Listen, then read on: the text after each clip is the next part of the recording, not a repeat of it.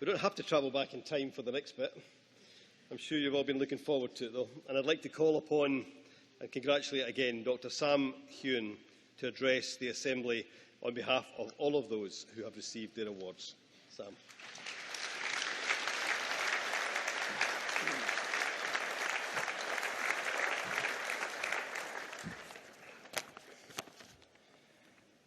Chancellor, Principal, members of the University, fellow graduates, ladies and gentlemen.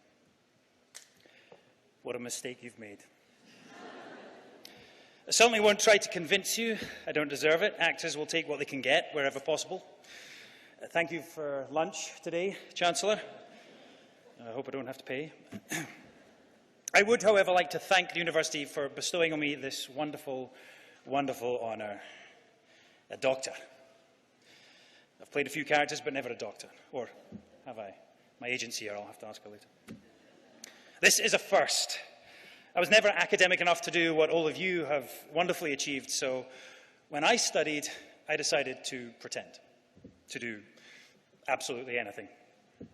So much easier. But I'm not pretending today. Alongside my fellow graduates, I'm so proud to be part of your special day, and in such a wonderful location. Stirling, for me, has always been unique and close to my heart. Its unique location right in the heart of Scotland, this glorious campus, the extensive library, sports facilities, or will be after you've left, a considerable art collection, a stunning castle.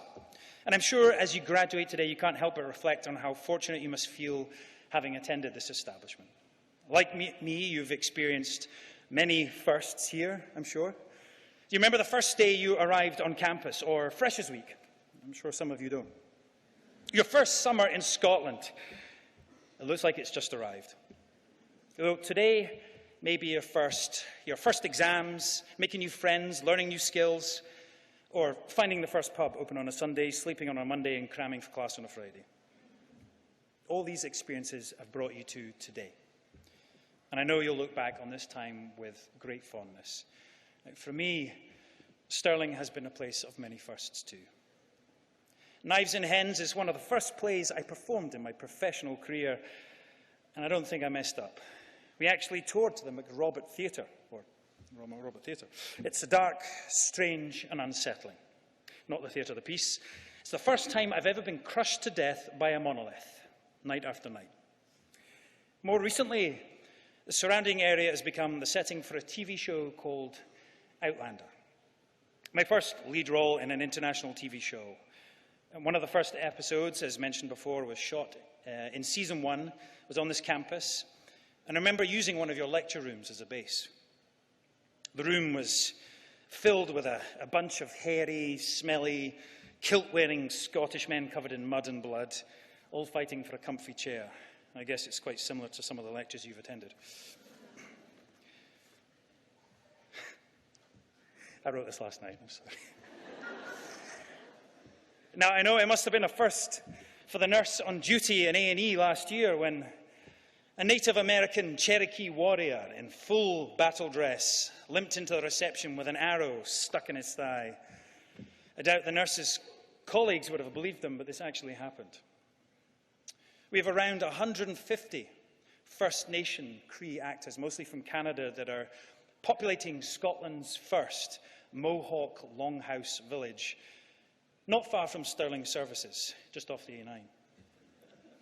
Stirling is now actually doubling for the New World. America in the 1700s, populated by immigrants and natives alike.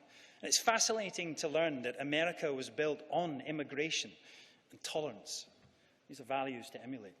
And here in Stirling, we are recreating that. As the woods just outside Doon look uncannily like those found in North Carolina in the 1700s. Now, as mentioned before, I ran the first of 2 Scottish marathons last year and haven't really run since. The Stirling Marathon was a wonderful journey past locations we've shot at through the city and surrounding area. We went past Doon Castle, the setting for Castle Leoch in Outlander, also the French castle in Monty Python's Holy Grail, and you can't visit that castle without a set of coconut shells. And if you didn't know, you know nothing. It was also the location for the first pilot episode of a show called Game of Thrones, but I've never heard of it.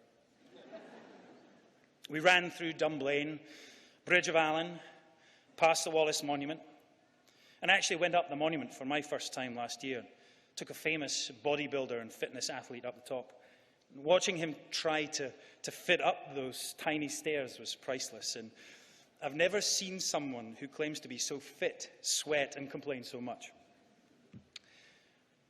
I was running the marathon for my charity fundraiser, My Peak Challenge. As mentioned, we've raised actually over $4 million now for charity. We've helped fund research projects for Bloodwise and support vital hospice care for Marie Curie. In May, we held our first MPC Gala in Edinburgh. Sorry, Stirling. And had the new First Minister welcome our several thousand guests to the evening celebration. Part of the fundraising, in collaboration with Omaze, was a raffle to win a date with me. And we raised actually over $2.8 million for that, the highest ever, more than some other guy called Clooney. I don't know. You'll be pleased to know I actually paid for dinner this time. But back to the marathon. Near the end, it takes a nasty little detour through the university campus. And it might be the first time I've ever cursed this university for being quite so big. The race, for me, had many great memories, almost like running through a dream. I realized how fortunate I was to have had so many wonderful experiences over the years and seen so much of this area. I'm sure as you'll come to the end of your adventure here in Stirling University, you'll look back at the memorable times you've had.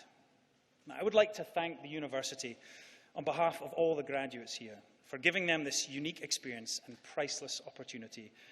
And on behalf of the university, I would like you all to keep in touch with the university and know what first new experiences you accomplish. Now, armed with the experience of the past 3 or so years, you've developed new tastes, thoughts, and made new discoveries. And I wish you all the best of luck on your chosen path. I'm sure it's been said today as many times as we take to shoot Outlander, but I'm going to quote the university motto: be steadfast as the rock. And remember, once out of the campus, take an energy gel, plenty of water. There's a long way to go with many wonderful new first experiences to come. Thank you, and enjoy your day.